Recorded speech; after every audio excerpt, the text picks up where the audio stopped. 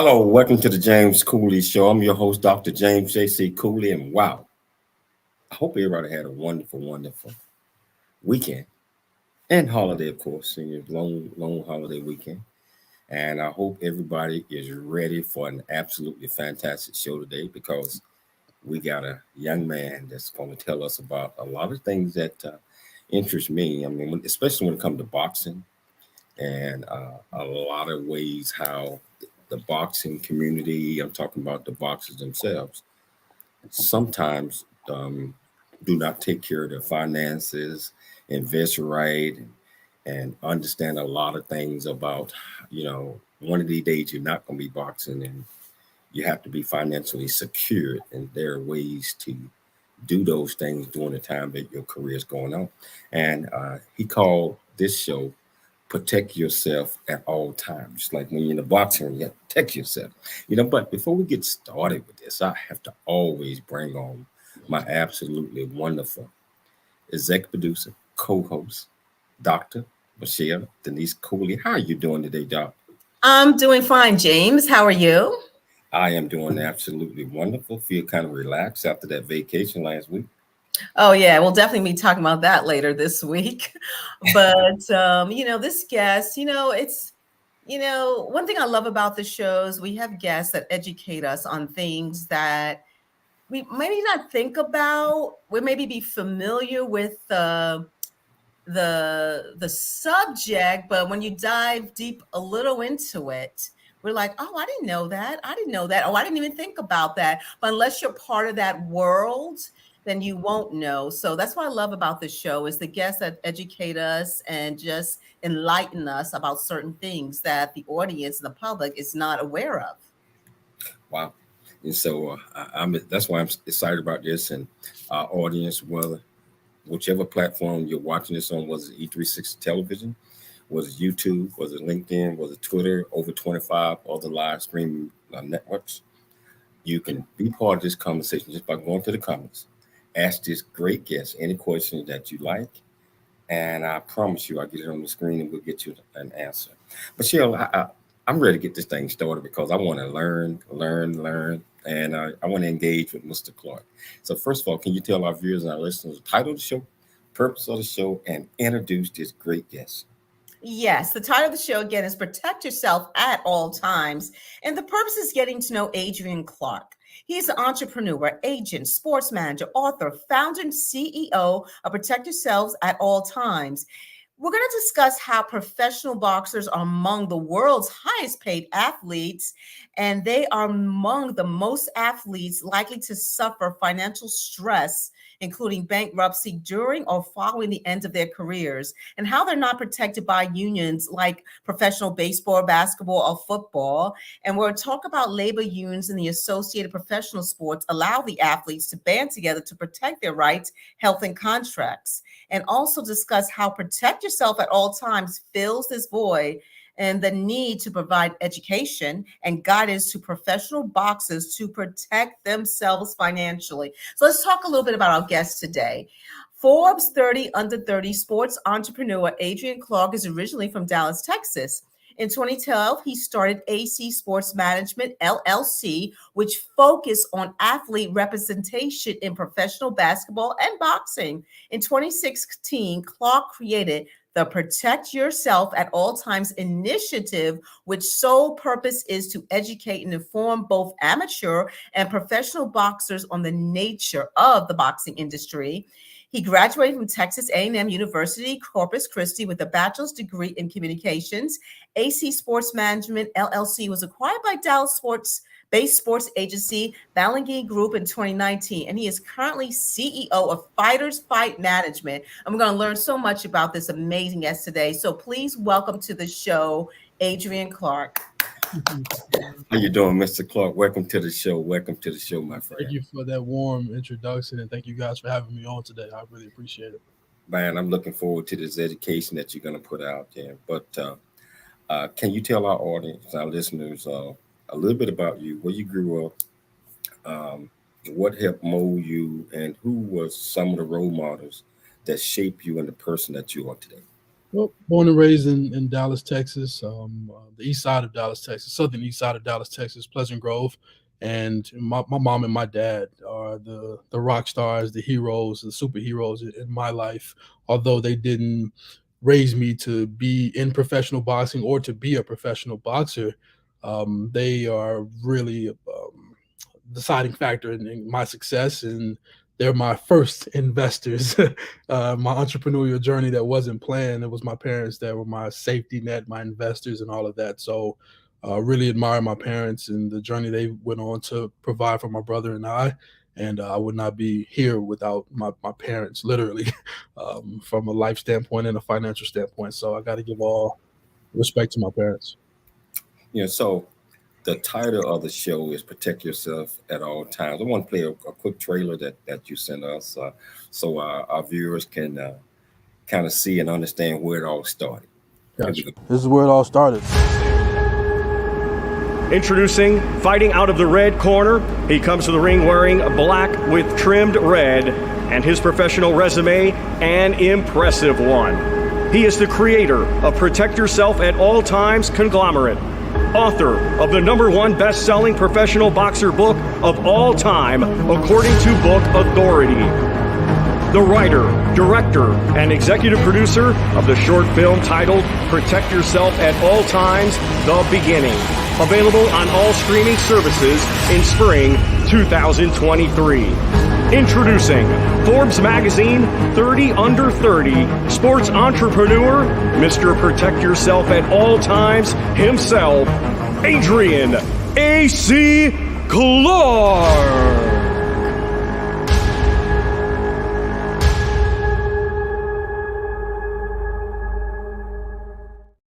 Wow. Yeah, I like that, man.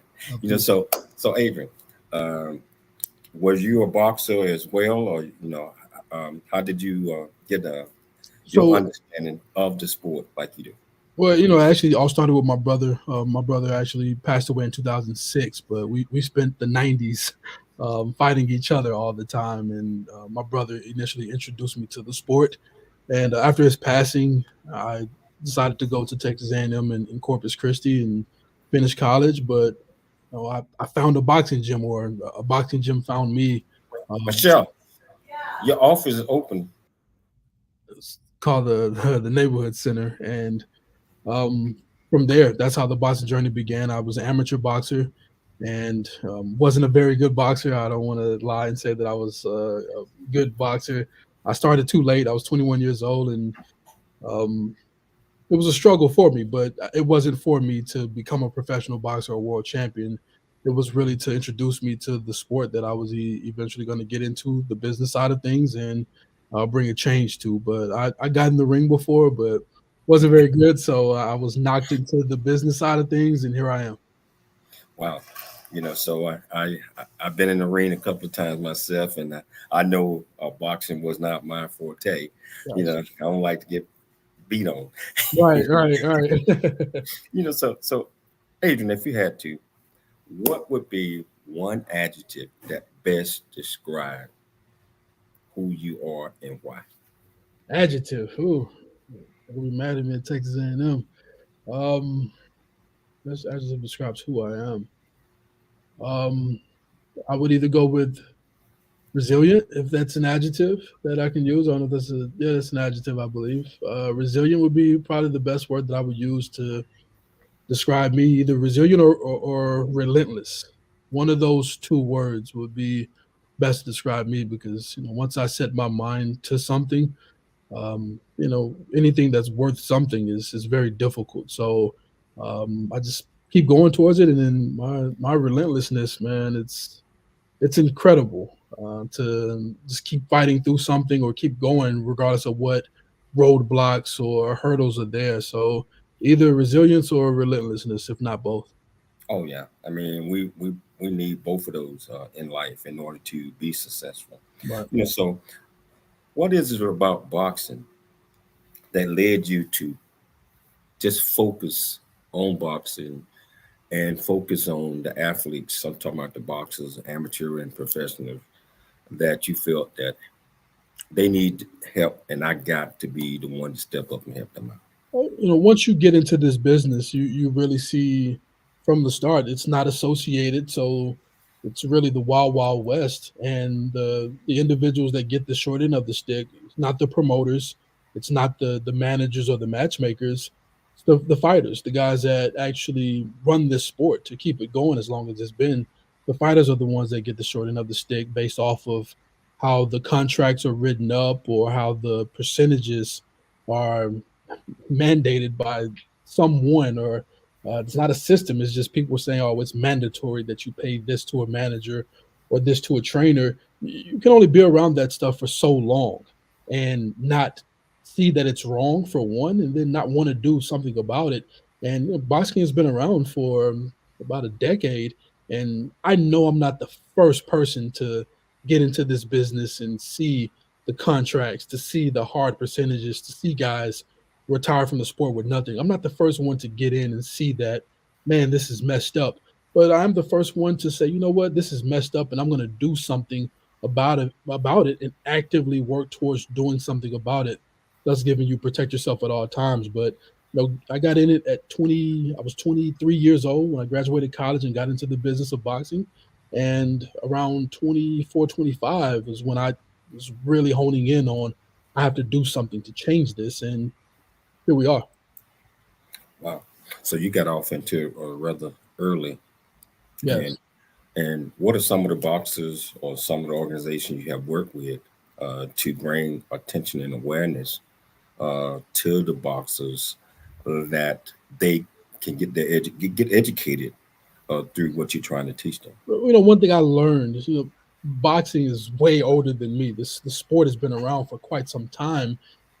I learned very quickly that me trying to take this to one of the sanctioning bodies or to the commission, it was going to be a long journey or a long process to get things going. So instead of looking to lean on others to get the initiative going, with social media and word of mouth and being able to help people, I just decided to start a company myself and to put out the educational curriculums and systems myself, and have people come directly to me rather than leaning on the organizations. I partnered with USA Boxing, I believe it was last year or the year before last, and USA Boxing is the organizing body for amateur fighting. They organize the Olympics for the U.S. fighters and things of that nature. But partnered with them and showed up to one of their national tournaments to speak and hand out my book, Protect Yourself at All Times, a guide for professional boxers, and really just give that face value of letting guys know that before you turn pro, you need to read this book, you need to ask questions and get familiar with the industry that you're going to get into. But I'm not really looking to lean on anyone to get this going. I understand that if this is going to work, this is going to be important, then I have to push the narrative, not look to lean on anybody else. Wow. We're going to take a station break, but when we get back, we're going to talk to you a little bit more about protect yourself at all times. Find out when you created that, and you're already telling us how you created, but just delve a little deeper into it. And if you want to be part of the conversation, all you do is go to the comments, ask any question you like. This great man is going to provide you an answer. It's your life. I'm Dr. James J.C. Cooley. We'll see you shortly after the break.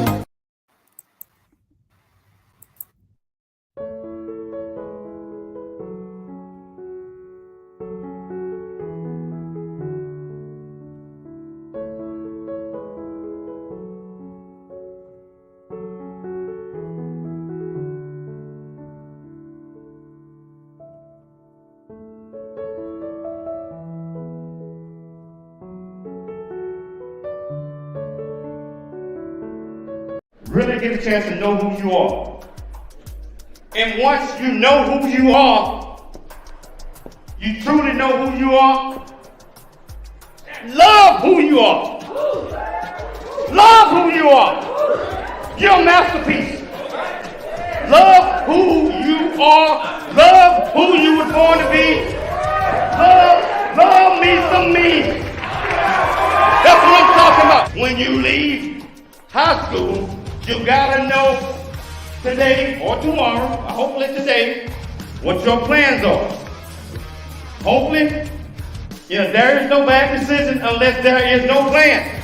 Create, collaborate, commit with confidence. Commit with what? Commit with what? And everything that you do.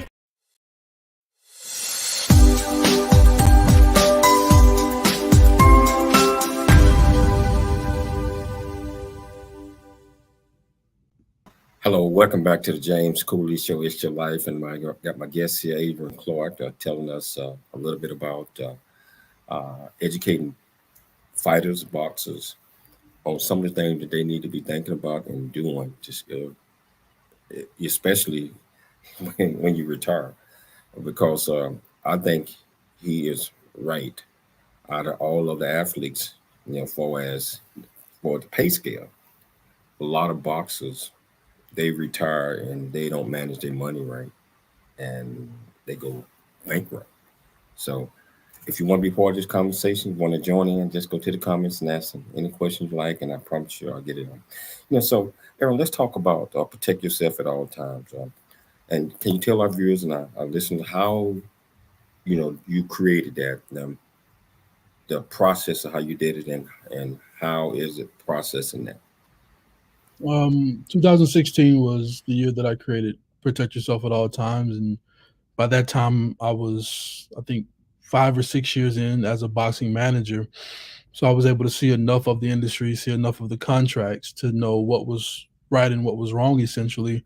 But, I was a NBA sports agent before I crossed over to boxing. So I had a little bit of knowledge of how things looked in another association or in an association. With boxing not being associated, there is no union to protect the fighters. So I figured I'm not looking to start a union. However, there needs to be something to help educate the fighters, to give them some type of information on what it is they need to know about the boxing business, understanding what they're signing, paying taxes, planning for retirement, understanding contracts, things of that nature. I felt like it was important. And you look around in the industry, there's nothing there to help the fighters understand those things. And even with the managers in the industry, there's so little required to become a manager in the business. Literally anyone can become a manager as long as you fill out a background check for the state commission. So I felt it was necessary. And in 2016, just literally in my high rise in Dallas, watching old fights, and heard the rep say, protect yourself at all times. And wheels started to turn with that phrase. I had been hearing it since the amateurs, but a light bulb went off that night, and I didn't know exactly what it was per se, but I knew it was something. So started to move forward with the phrase, protect yourself at all times. And it turned into what we see it as today, which is an educational system that I wrote a book, have a podcast, I have an audio book. Now I have a feature film, essentially, with Protect Yourself at All Times, the beginning, the different partnerships with USA Boxing and Everlast. Education, I'm trying to make it information overload, essentially, for the fighters to not be able to say, we didn't have anything or we don't know what to do. Protect Yourself at All Times provides that system of, now you know what to do. Just read the book or listen to the audio book, or the research is there. You have mentioned that you created curriculum. Do you also hold classes in a classroom setting? Well, I'm planning the symposium has always been something that I wanted to do, but there's a particular way that I want to do the symposium. And what my audience just saw in my short film, my feature film, was the introduction to the symposium that we're going to start filming later on this year. So the classroom setting is something that interests me, but my goal is the symposium, and we're going to do that in a theatrical way. So I'm really looking forward to doing the symposium. Yeah, you mentioned that you started out with basketball in NBA, as a sports agent with them. What made you just completely switch? And I think you're solely focusing on boxing right now. I'm not sure. Right. Well, I mean, it pulled at me, and I didn't realize how much boxing was pulling at me until maybe 2016, 17. But boxing called me to Corpus Christi, essentially. My brother's life may have ended, but boxing was a big part of our relationship. And I really do feel like boxing called me to Corpus Christi to go to Texas A&M, because there was another school I could have went to, but chose Corpus Christi, and there was a lot of boxing there, of course. And then even when I became, sorry about that, even when I became a sports agent for basketball, I loved basketball. It was my first love as a kid. But even with that, boxing kept pulling me back. There was a client, my first client, Jerry Belmontes. He was fired. He was essentially cut by his management, and then he was dropped by his promotional company. He was from Corpus Christi, and he needed help. He remembered me from the amateurs fighting in Corpus Christi, and he gave me a call, wanted to know if I would manage his career. And of course, I couldn't believe it. I was shocked that the Corpus Christi kid wanted to have me as a manager, but boxing pulled at me. It wasn't something that I just said, you know what, this is what I'm going to do. It was more so that every time I tried to do something else or go in another direction, boxing found a way to pull me back. So we know that many of the other sports are represented by unions, NBA, NFL, Major League Baseball, etc. Why isn't boxing not represented by a union like that? Could you tell us a little bit about that?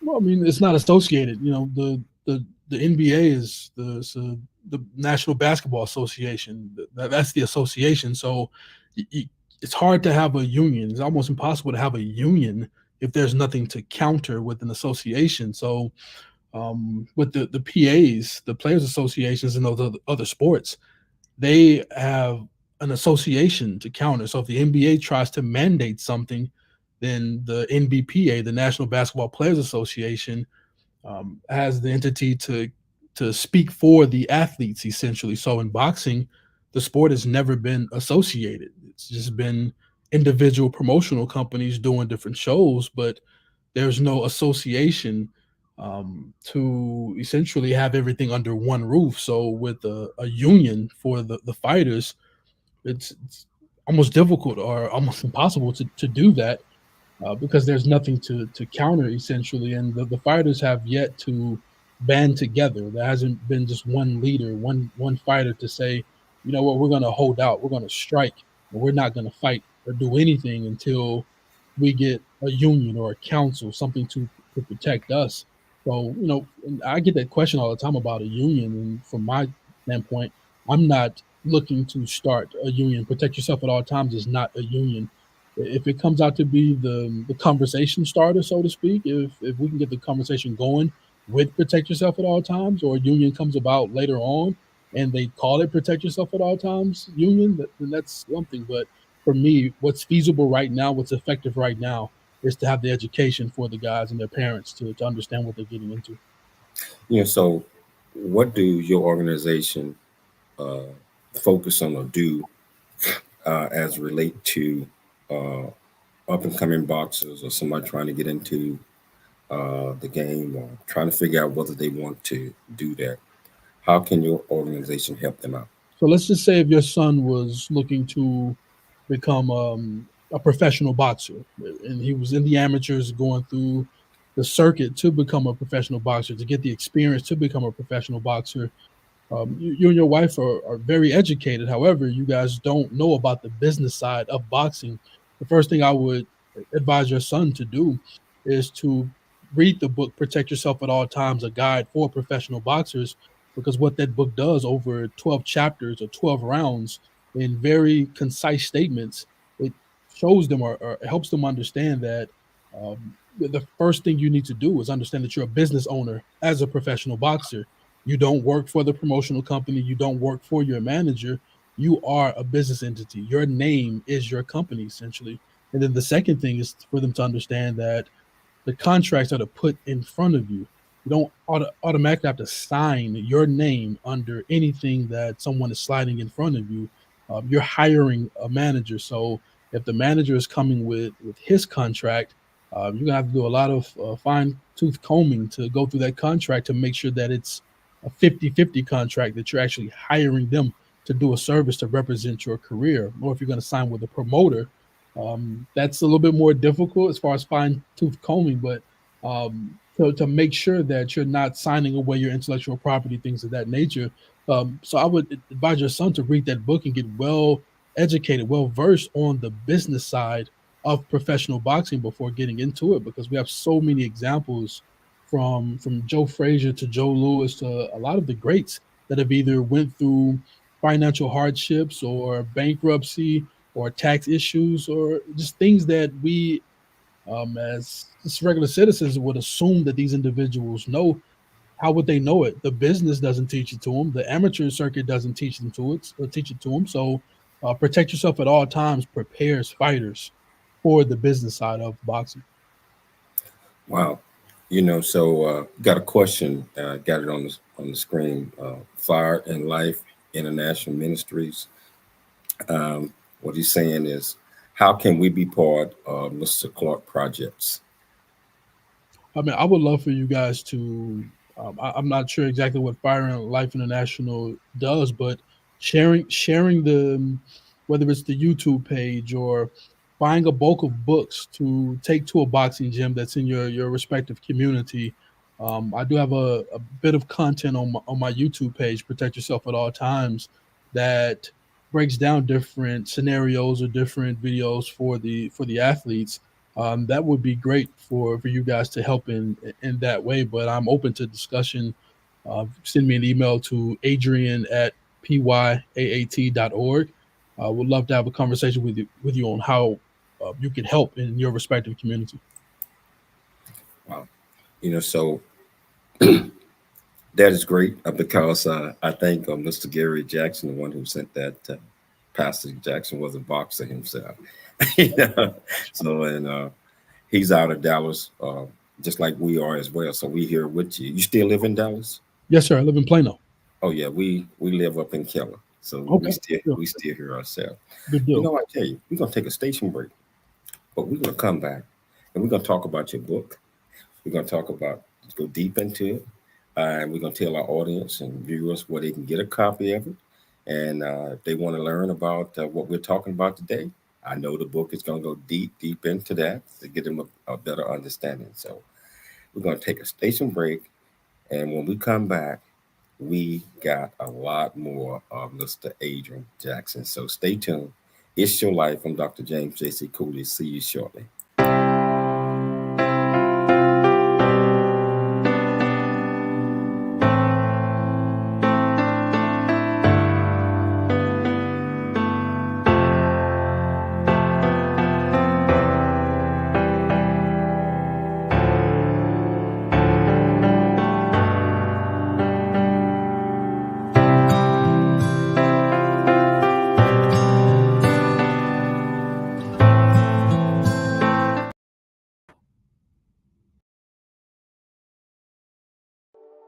Noah Dingley here, producer of The James Cooley Show, It's Your Life. And the new audio version of James' book, Country Boy, City Boy, A Journey That Ain't Over Yet, is a must-have. James shares his true life story of struggle and success in America. It's both a cautionary tale and a roadmap to achieving the American dream. Get the new audio version of Country Boy, City Boy, A Journey That Ain't Over Yet by James Cooley on Amazon.com or wherever audiobooks are sold.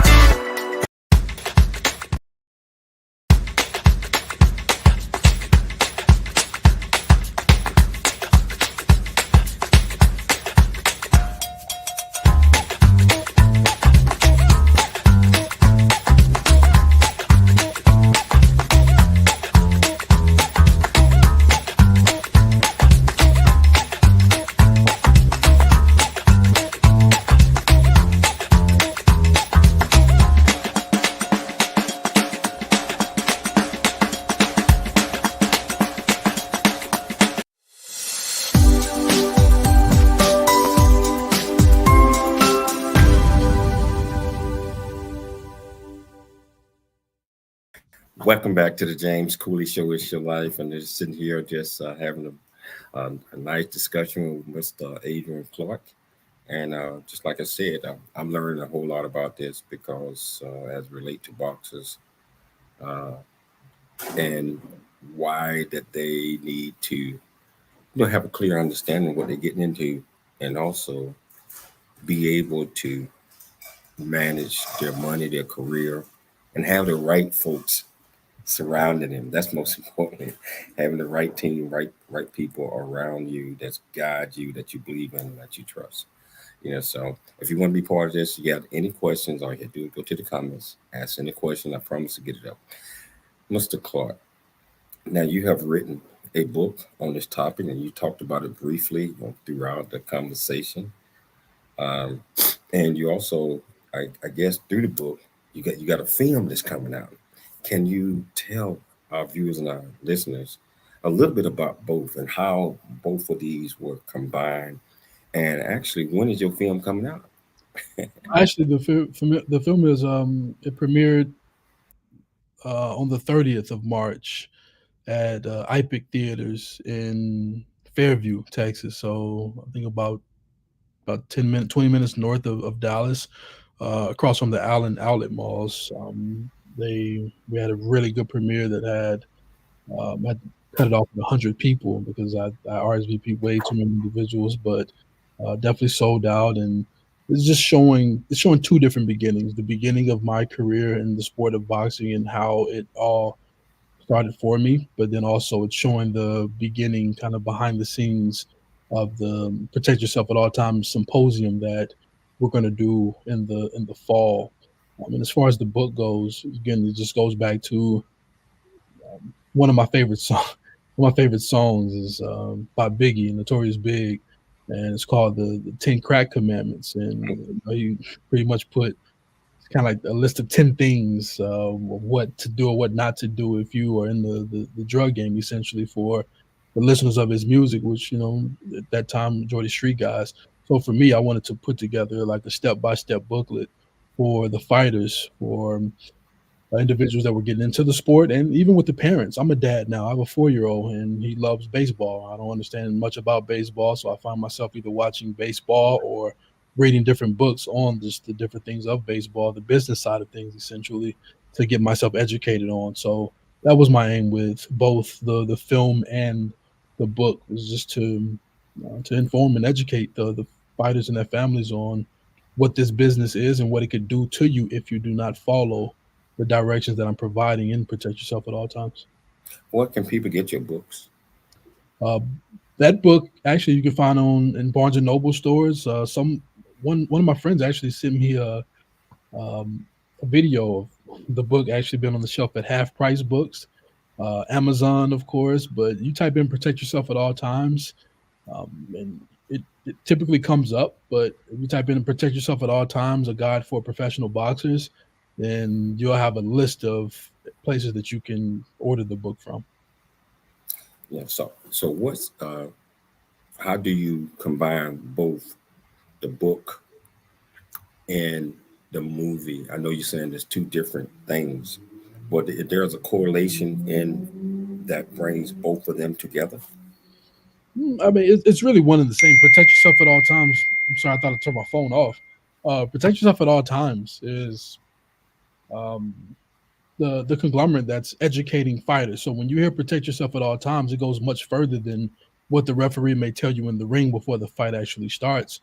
With my initiative with the company, Protect Yourself at All Times is the company that is providing the educational system or the education for or information that the fighters are needing to prepare themselves for the boxing business. So whether it's the book, whether it's the audio book or the podcast or even the new film. The new film is just more so giving you a deeper background on me, but the basis of the company is about education and information for the fighters.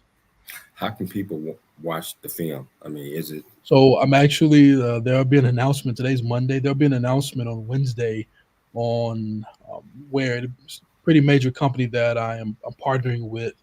As far as like the platform that the film will be shown on for the general public, but that I have to hold that in until Wednesday. And now, yeah, you can't let the cat out the bag too early. Not yet. I I see Clemtech LLC has a question for you. There are Pacific medical insurance for boxers.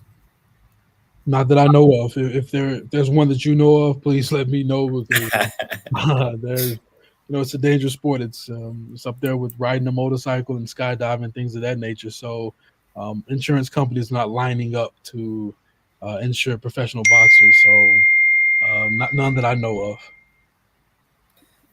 So Gail, I got a question for you as well. Adrian, what the biggest mistake you see most of these fighters make once they start making the big money?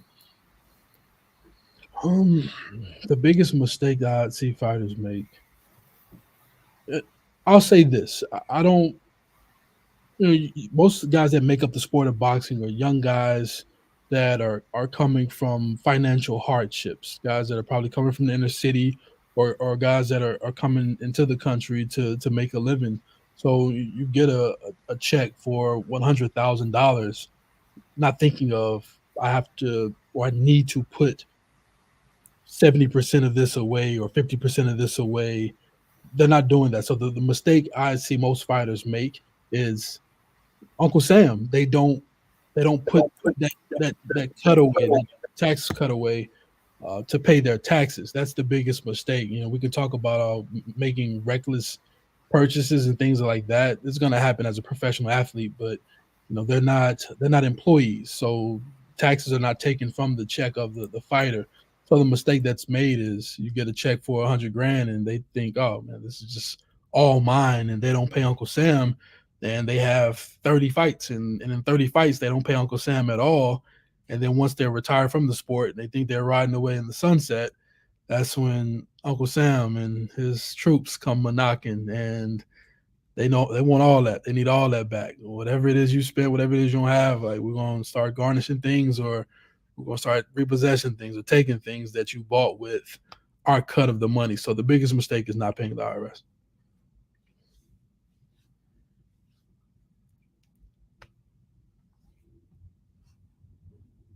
Have to pay taxes? You asked that question again. I didn't hear you. I said so a lot of the boxers don't think about the tax implications on just getting the money. And Uncle Sam, just like you said, will come back sooner or later, Right. and ask for his cut. Right. Exactly. I want to go back a little bit, because when you made the film, did you have any film experience prior to you making this film? No, I didn't. Just as I didn't have any experience as a boxing manager before I came one. I didn't have any experience as an author before I became one. I didn't have any experience as an entrepreneur before I became one. I'm a guy, again, it goes back to resilience and relentlessness, man. I'll ask maybe one time if you can help me, or you can point me in the right direction. But for me, once I think it, if I can think it in my head, then I'm going to put it together to do it the way that I want to do it. And that's what I've done my entire career. So no previous film experience. It's just, I had a vision in my head of how I wanted it to look. And we got that done with Protect Yourself at All Times at the beginning. So I'll do another film and hopefully more, but no previous experience. Is just will and skill, man. Will and skill. I know exactly what you're saying, man, because when I first started writing my books, I didn't have any experience with it, did not know how that was going to turn out, and just a lot of things that we live and learn and observe and learn from others. Right. So whatever you are doing, man, you continue to learn and continue to do, because you're doing some great things. Great things. So what's in your near future that you are focusing on and that you want to achieve? Well, I am CEO of Fighters First Management, which we have the legendary Jolene Mazzone as the in-house boxing manager for the company. But we're looking to become the number one boxing management company in the world. And David Basher created this company last year, and he created this company based off of him reading Protect Yourself at All Times, a guide for professional boxers. So for this month, just really focusing on, that's why I'm in Vegas right now, to meet with one of my clients, and then I have 5 more states to go after I leave here to go sit down with each of our clients, to sit with them face to face and make sure that everything is good, that they have everything that they need, and we have a plan for their respective career. But just focusing on the company for now, and then I have other individual projects that I'm going to get done by the summer. But just really just doing what I do. Well, thank you, Adrian. So now we need to take a commercial break. But hey, audience, if you want to participate in this conversation with this amazing guest, Adrian Clark, please type in your comments, ask questions. It's Your Life with Dr. James J.C. Cooley.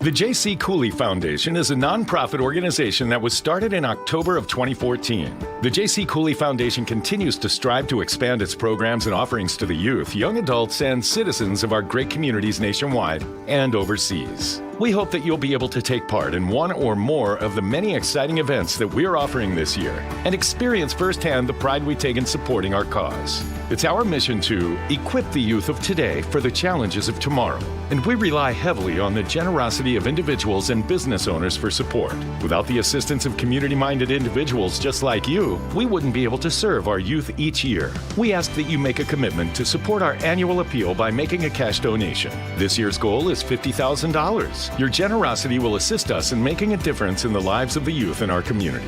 You can give online at CooleyFoundation.org. Remember that every donation makes a difference regardless of size. The J.C. Cooley Foundation thanks you in advance for your contribution.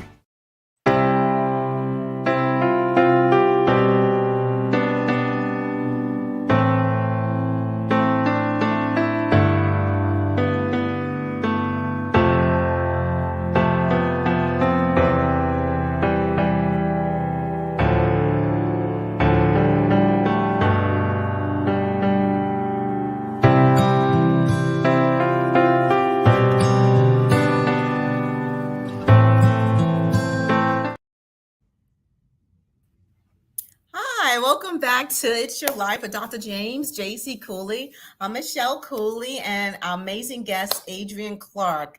So, Adrian, you have taught us a lot of things about and educated us a lot of things about the boxing world and just the things that boxers, amateur, even professional boxers, maybe are not aware of. So my question to you is, I know you talked about, the boxers back in the day, our greats, you got Joe Frazier, Muhammad Ali, George Foreman, a lot of greats, Sonny Liston. So many boxers. Do you believe, at least today, and I know there's still probably some going on, do you believe the boxers today are a little bit more astute financially and more aware of handling their finances compared to back then? I'd be bold enough to say no. Why? I don't believe that they are, because for one, social media messes up a lot for a young fighter, because you don't have the blinders on. Back in the day, the only time you really saw Joe Frazier or Muhammad Ali is either on TV, or if you lived in those respective areas, you got to see them from a distance. But with social media now, there's a lot of nonsense that go on, and the fighters are looking at another fighter thinking, "Oh man, I'm better than him. Like how did he buy that, or how is he making that type of money?" So it becomes a competition, and honestly, neither guy is making that much money to look to try to compete with each other on anything. So I don't believe that they're in a better space at all. I mean, the amateur boxing system with USA Boxing, they're still not teaching or educating these kids on what professional boxing is. It's just they're focused on the Olympics and gold medals, but they're not preparing them for the professional ranks, because it's more to professional boxing than what goes on in the ring. There's a responsibility with your finances. There's a responsibility with social media. There's a responsibility with your personal life. All things that you can't just assume that, oh, well, they get it because they're people. No, they don't get it. We're supposed to teach them, and that's what this company is doing, is teaching them. But no, I don't feel like the fighters today are better than better with the situation than the fighters of old. I think it's the same thing. Now, boxing, when you talk about boxing, are you talking about, because, me, I mean, I'm thinking, where I grew up with, Mike Tyson, Muhammad Ali, see them, as young, we're thinking, boxing. But there's UFC boxing, is it the same category you're focusing on, or is there a difference? No, the Ultimate Fighting Championships, UFC, is more mixed martial arts, what they call MMA. Okay. That in boxing is two different systems. I would argue that the UFC is associated. That's an association. I think they could be closer to having a fighters council or a union than the professional boxers can. But yeah, that's two different entities and two different systems, essentially, of how they go about things. But both of them have, like anything else, both of them have their negatives. But boxing has a lot of glaring negatives that have been going on now for about a decade. Well, excuse me, not a decade, a century. Well, I'm glad you cleared that up, because I was a little bit confused. I mean, I know they're two different and everything like that, but I'm like, still they have the boxing, phrase in UFC. So I had to ask that question. So what has the feedback you have received doing what you're doing? I mean, what feedback have you received from amateur or professional boxers, or from just people you work with in entirely? We've helped out thousands of fighters, and not even including their parents or just people that care for the fighters or their guardians or whatever it may be. I've had conversations via email or social media or phone conversations with fighters and family members on what to do next, or I'm in this situation, can you help me, or I need some advice on this.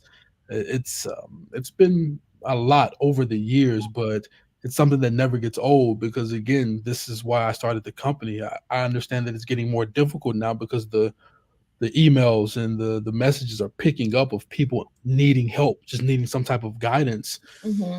I wouldn't change it for the world, because again, I get to talk to people from all over the globe, and if there is negative feedback, it's from people I don't hear from. But this is all set up to help people, and it's been helping individuals since 2016, and it's only picking up every year. There's more individuals that sought me, that seek me out for help. So it's been good. So sometimes we hear through stories, whether it's the internet or it doesn't even matter, about professional athletes in general. They're getting paid money, great money, but they feel like they have to take care of the whole family. Nothing wrong with that, but also the friends, people on the blog, everybody. But there are times, which we have read about, where it seems like some, I'm not saying all, but some might be in a situation where they're being taken advantage of by the people they're trying to help. Is that one of the things that is addressed with these amateur professional boxers about, hey, great to help out mom, dad, brother, sister, cousins, best friend, but you also need to realize, and I'm going to leave it up to you. Yeah, I have a chapter called Entourage. Entourage breaks that down, but from my standpoint, everybody, if you're providing a job, if you have a set job that you do in regards to the athlete's career, then compensation can be discussed. But I don't believe in you have to take care of everyone just because you're making money now. Like, if you were not making money, whatever you were doing before you turned pro or before you start making the big bucks, whatever they were doing during that time, they can continue doing exactly that moving forward. Now, don't get me wrong. I've started making good money, and people need help. At one point in time, I needed help as an entrepreneur, but I didn't just approach anyone that was making money. It more so was my parents or very close friends that I would approach, but I wouldn't just approach them for, hey, let me borrow $500 so I can take care of X, Y, and Z. Looking to provide some type of service to them that could make sense for both of us moving forward. So that's what the chapter Entourage just discusses, that there's going to be people that's out there. So if you really care about your friends or the family, then if you're going to give them money or provide them money, then it should be like a barter. Okay, well, I'm going to pay you this amount for you to do this for my career. That way you both benefit. You're not losing anything. But if you're just going to want to, you're going to want to just say, oh, well, he needs help with this and she needs help with this and I got to buy this, that you'll be broke. You'll be financially in a bad situation if you're going to keep that habit up, because it doesn't last long. Is there a chapter that addresses doing business with family and friends? Because I know we just spoke about, just giving handouts just to everybody, and then you really have nothing left. Right. But is there let's say a session or some type of education on, hey, just because this person is your family, your friend, maybe it's not wise, not all cases, to maybe bring them along in the business sense? But in boxing, the fathers are notorious for being a part of the athletes' careers, and they're directing a lot from behind the scenes or even out front. Most times we see a lot of fighters, their fathers get more camera time than they do. So I think maybe in the next book I'll touch on the fighters or the father's role in the fighter's career. But that's been, I wouldn't even say an issue, but that's been something that needs to be addressed in the sport of boxing, the father's roles and them not being seen or more visible than the fighters themselves. But as a father myself now, of a 4-year-old, my son Ace, if Ace, even though I'm not raising him to be a professional boxer, this would be the last thing that I would encourage him to do. But if he chose to do this, I would not manage his career, but whoever is going to manage Ace, they would have to come sit down with me and explain to me what their manager philosophies are and how they're looking to direct my son in regards to his career. You can't eliminate the fathers, because they're the individuals that have been there for the athletes. And what happens a lot in the sport, people complain a lot about the dads being in the way. It starts with the dads wanting the best for their sons or their daughters, but then once the cameras and the money comes, that's when it takes a turn to where people kind of lose sight of things. But maybe in my next book, I'll definitely talking about the families. We got 1 minute left. What are the takeaways that you want to leave with the audience regarding this topic? And how can people contact you if they need to, if they want to help, or if they got a boxer in their family, or just what are the takeaways? 30 seconds or less. Reach one, teach one. You reach a fighter, or you reach a family member that has a fighter or someone that's in the industry. Get them Protect Yourself at All Times, a guide for professional boxers, and the words will take it from there. But if you reach one, make sure you teach them through Protect Yourself at All Times. And you can contact me on Instagram, AC_Clark. DM me, and I'm great to always respond back. Wow. This has been so interesting, and I really appreciate you taking the time to come on the show and talk to our viewers and our listeners. And just like I mentioned earlier, anything on the horizon that's coming up in the next year or so that we should be looking out for? Of course, Protect Yourself at All Times, the beginning, will be showing soon. I'll make that announcement on Wednesday. And then I have some personal projects, Divorce Behavior for Men, a book that I wrote, just kind of helping men out coping through divorce. That's a project I'm going to do live soon, but there's a lot of things coming out. But just follow me on Instagram and you'll be able to keep up with them. AC_Clark. Hey, Adrian, I want to thank you so much for coming on the show today, man, and big inspiration, and continue to do it big like you're doing. Yes, sir. And look forward to having you back on again one day. Yes, sir. Thank you guys for having me. Hey, thank you so much. Thank you so much. And our viewers out there, I'd like to thank this great man for coming on the show. I'd like to thank my great executive producer and co-host, Michelle Cooley. Most importantly, I'd like to thank you, the listeners and viewers, for taking the time to tune into the James Cooley Show. It's your life. Remember to always dream big, think big, and be big at everything you do. We'll see you tomorrow, same time, same place. It's your life. I'm Dr. James Cooley.